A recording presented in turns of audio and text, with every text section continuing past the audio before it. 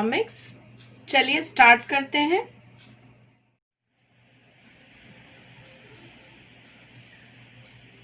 इससे पहले वाली वीडियो में मैंने आपको शॉर्ट टर्म और long term of the production बताया था। अब इसको हम थोड़ा सा और डिटेल से इस वाली वीडियो में समझेंगे। यह है law of return to scale.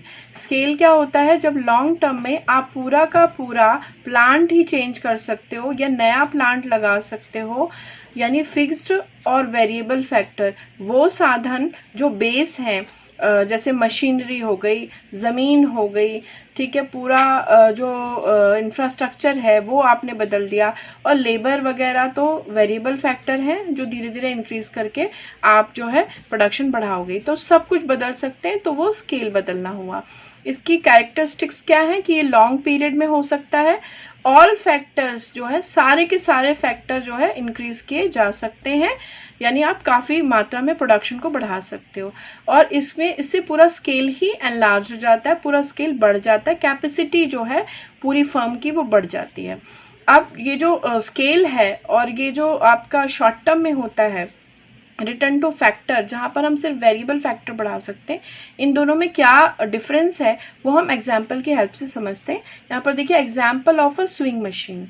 यहाँ पर मैंने स्विंग मशीन का एग्जाम्पल लिया, ठीक है, एक स्विंग मशीन है, ठीक है। We can work with the 3 labours in different shift. आप एक स्विंग मशीन के साथ 3 लेबर लगा के अलग अलग शिफ्ट में काम कर रहे हो, तो ये एग्जाम्पल है रिटर्न टू फैक्टर का। यानी आप मशीन को नहीं बढ़ा रहे, फिक्स फैक्टर को, आप सिर्फ लेबर को चेंज करके और शिफ्ट वर्किंग आवर्स को की हेल्प से प्रोडक्शन को बढ़ा पा रहे हो, और ये रिटर्न टू फैक्टर है, ठीक है। उसके बाद स्विंग मशीन्स आर 3, यहाँ पर 3 स्विंग मशीन है और वर्किंग विद द 3 लेबर्स, और 3 लेबर हमने लगा दिए, हर एक मशीन के लिए एक अलग अलग लेबर है, तो ये रिटर्न टू स्केल है, ठीक है। अब ये डिफरेंस आपको समझ में आ गया कि जब इतनी मतलब परचेजिंग पावर भी हो एक प्रोडक्शन के हाउस के पास, और टाइम भी है कि वो बेस चीज जो स्विंग मशीन है उसको भी ला सकता है, ठीक है। ये मैंने बहुत छोटे लेवल पे एग्जांपल लिया आसानी से समझने के लिए। अब यहाँ पर देखिए एक ये चीज़ बहुत इंपॉर्टेंट है कि रिटर्न टू स्केल जो होता है, जिसमें हम दोनों साधनों को बदल सकते हैं, सभी साधनों को एक्चुअली, तो मैनी रिटर्न टू फैक्टर भी आते हैं।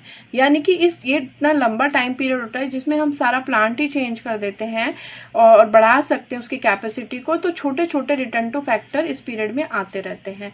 कैसे कि आपने स्विंग मशीन ले ली, 3 मशीन ली, 3 लेबर लगा दिए, अब आपने इन लेबर्स के वर्किंग आवर्स बढ़ा दिए, ठीक है। फिर एक मशीन पे 2 लेबर बढ़ा दिए, शिफ्ट लगा दी, फिर दूसरी मशीन पे भी 2 लेबर लगा दिए, शिफ्ट बढ़ा दी, तो छोटे छोटे रिटर्न टू फैक्टर आप लगा के आप इस स्केल का पूरा फायदा उठा सकते हो। यानी कि रिटर्न टू स्केल में छोटे छोटे रिटर्न टू फैक्टर आते रहते हैं। अब देखिए पैटर्न क्या होता है लॉन्ग टर्म का। यहाँ पर कुछ एक्सटर्नलिटीज होती हैं, यानी कि कुछ अदर बेनिफिट होते हैं, वो भी मिल सकते हैं। इसके अलावा जरूर नहीं कि वो बेनिफिट हो, कभी कभी नुकसान भी उठाना पड़ जाता है, ठीक है। क्योंकि लॉन्ग रन में क्या होता है कि आप साधनों को बढ़ा रहे हो एक लाभ की आशा में, ठीक है, क्योंकि आप बल्क में हर चीज़ खरीद रहे हो, आपको डिस्काउंट्स मिल रहे हैं, कई बार आपको चीज़ों पे सब्सिडीज मिल जाती हैं, गवर्नमेंट की कोई योजना का आप फ़ायदा भी उठा सकते हो, कहीं पर से आपको मशीनरी वगैरह, कोई प्लांट बंद हो रहा होता है तो वहाँ से आप मशीनरी सस्ते में उठा लेते हो। ये सब जो है एक्सटर्नल बेनिफिट्स हैं जो लॉन्ग रन में मिल सकते हैं। बट इसके अलावा कई नुकसान भी होते हैं कि जिस आशा से आपने मतलब भविष्य में एक जो है इमेजिन करके कि हाँ इतना प्रोडक्शन करने पे मेरा इतना सेल हो जाएगा, वो आपने कर लिया, लेकिन एक्चुअल में वो नहीं हुआ, क्योंकि मतलब आप बहुत दूर वाले टाइम का इमेजिन पहले कर लेते हो, तो कई बार नुकसान उठाना पड़ सकता है। लेकिन जनरली ऐसा होता नहीं है, क्योंकि देखिए जब आप क्या कहते हैं बिजनेस में है तो आप बहुत कैलकुलेटिव होके चलते हैं, ठीक है। आप देखिए externality can come in long run. Externality long run में मिलती है, मतलब बड़े बड़े बेनिफिट्स भी मिलते हैं, और कई बार थोड़े बहुत नुकसान भी हो जाते हैं, तो ये लॉन्ग रन में होता है। It is not clear what happen, पूरी तरह से क्लियर नहीं होता, क्योंकि ये एक्सपेक्टेड होता है। जनरली वो पैटर्न देखने को नहीं मिल रहा था, एक्सपेक्टेशन होती है, प्लानिंग होती है उस चीज़ की, but generally it is general pattern क्या है कि अगर आप इतना बड़ा प्लांट चेंज कर रहे हो तो इंक्रीजिंग रिटर्न मिलेगा आपको, एक लेवल पे जाके कांस्टेंट हो जाता है।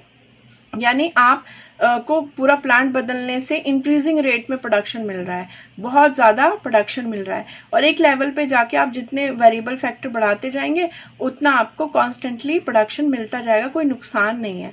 और बहुत बाद में जाके डिक्रीजिंग रिटर्न टू स्केल आता है, यानी कि जब आपने स्केल बढ़ा दिया काफ़ी लंबे टाइम के बाद आप उस पर सिर्फ वेरिएबल फैक्टर बढ़ाए जा रहे हो, तब जाके आपको डिक्रीमेंट देखने को मिलता है। यानी काफ़ी बेनिफिशियल होता है return to scale, but risky भी होता है, बिकॉज आप जो फ्यूचर के एक्सपेक्टेशन को लेके चल रहे हैं तो कई बार रिस्की हो सकता है। चलिए, तो फिर मुझे लगा आपको अच्छे से समझ में आया होगा return to scale, return to factor तो कोई भूलेगा भी नहीं। तो आप नेक्स्ट स्लाइड पे चलते हैं और सीखते हैं इसका नेक्स्ट कॉन्सेप्ट। अब यहाँ पर जो मैंने बोला कि एक लेवल के बाद जो स्केल होता है उसमें मतलब लॉन्ग रन में डिमिनिशिंग रिटर्न भी आता है, और वो कैसे आता है इसको थोड़ा हम एक ग्राफ की हेल्प से समझेंगे। और कुछ टर्मिनोलॉजी है यहाँ पर जो प्रोडक्शन में, जब प्रोडक्शन आप पढ़ते हो तो उसमें वो चीज़ें यूज़ होती हैं, तो उसको समझ लीजिए, क्योंकि ये टर्म बाद में आएंगी बार बार तो आप कंफ्यूज भी हो सकते हैं। ठीक है, if we keep increasing the employment, अगर हम बढ़ाते रहते हैं एम्प्लॉयमेंट किसका, वेरिएबल इनपुट का। जो वेरिएबल इनपुट होते हैं शॉर्ट टर्म में बदले जा सकते हैं, इनको बढ़ाते रहते हैं विथ अदर इनपुट्स फिक्स्ड, जो कि दूसरे इनपुट हैं और वो फिक्स्ड हैं, तो इनके साथ हम कॉम्बिनेशन में वेरिएबल को बढ़ाते रहते हैं कंटिन्यूसली, क्योंकि स्केल तो एक बार बढ़ा दिया आपने। ठीक है, तो eventually a point will be reached after which the result additional output will start following, यानी कि एक पॉइंट इसको बढ़ाते रहने के बाद एक ऐसा भी पॉइंट आएगा जब आपका जो रिजल्टिंग मतलब इनपुट लगाने के बाद जो रिजल्ट आ रहा प्रोडक्शन में, वो आउटपुट जो है वो फॉल होना शुरू हो जाएगा, बढ़ने की बजाय वो घटना शुरू हो जाएगा।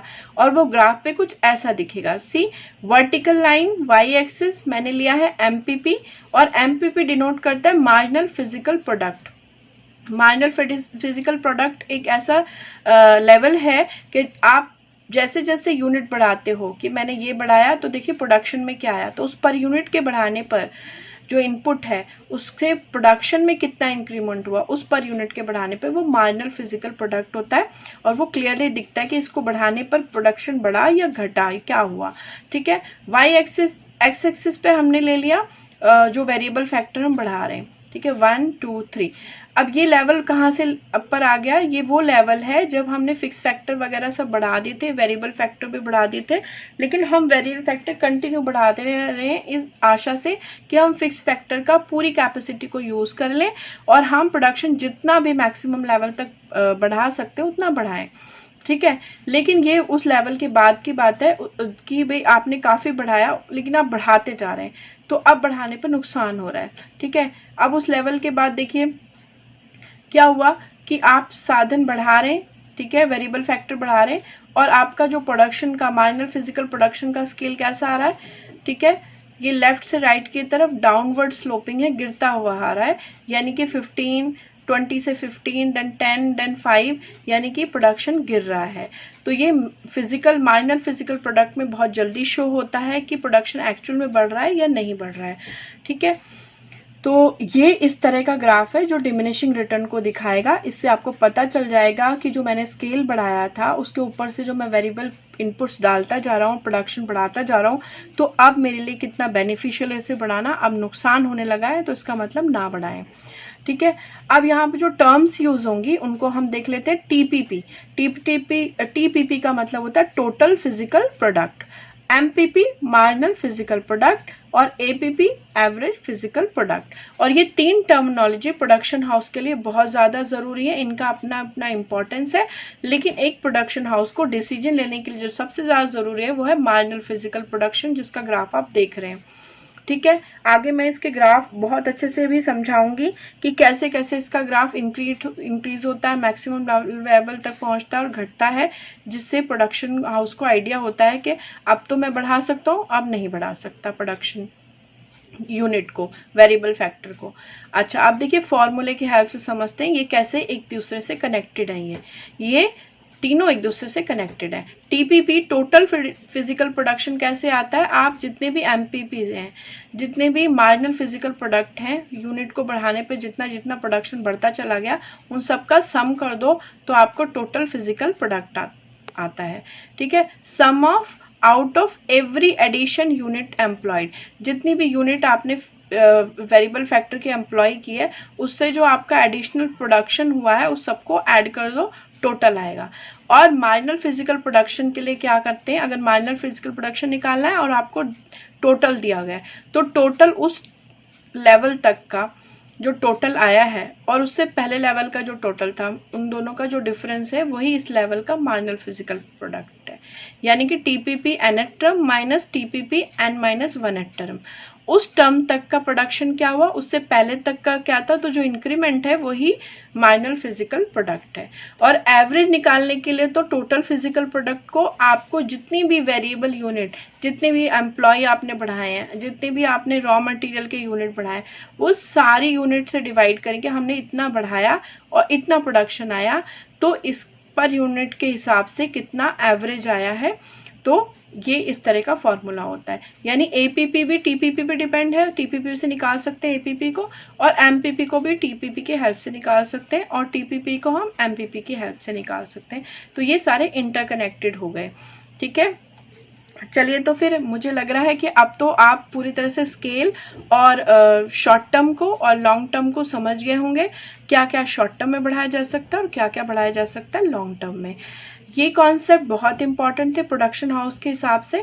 आगे हम इसके ग्राफ वगैरह करेंगे और उसकी टेबल्स करेंगे, जो स्केड्यूल बहुत इंपॉर्टेंट होते हैं, और मैं उन्हीं पॉइंट्स को ले रही हूँ जो एक्चुअल में इंपॉर्टेंट क्वेश्चन है एग्जाम पॉइंट ऑफ व्यू से, और बहुत ईजी नोट्स हैं, और इनको बस आप पढ़ लीजिए, समझ लीजिए और प्रैक्टिस कर लीजिए।